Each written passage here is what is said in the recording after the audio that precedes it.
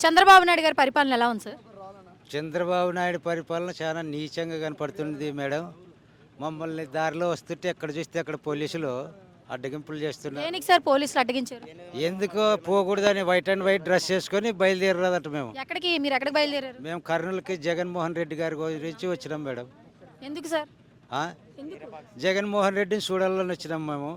మాకు అన్యాయం జరిగింది అక్కడ మా ఆలూరు తాలూకాలో మా ఎమ్మెల్యేకి. ఏమైంది సార్? ఏమి అది గలాట పెట్టుకొని వాళ్ళు దౌర్జన్యంగా పోలీసులు తెచ్చి దీంట్లోన జైల్లో వేసినారు. అందుకోసం మేము ఆయన్ని పరామర్శించడానికి వచ్చినాము మేమంతా. ప్రస్తుతం పథకాలు అవి ఎలా ఉన్నాయి? పథకాలు ఏం పథకాలు మేడం? చంద్రబాబు నాయుడు గారు పెట్టిన పథకాలు ఎలా నాయుడు ఏం పథకాలు చేసినాడు మేడం? ఏం పథకాలు చేయలే.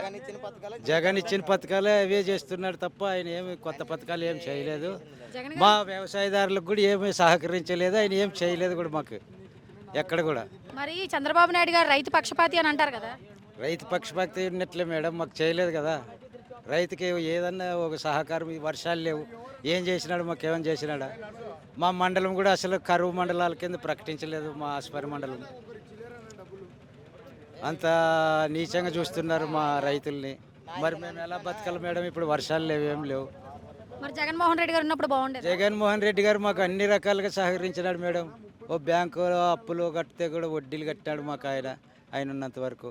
అవి ఇన్సూరెన్స్ డబ్బులు కూడా మాకు జనాలకి సహకరించి అందించినాడు. మరి ఈ కూటమి ప్రభుత్వం తరపు నుంచి ఎటువంటి సబ్సిడీలు కానీ లేదా ఎటువంటి హామీలు కానీ ఏం రాలేదా? ఏం రాలేదు మేడం, మాకైతే ఏం రాలేదు ఇంతవరకు.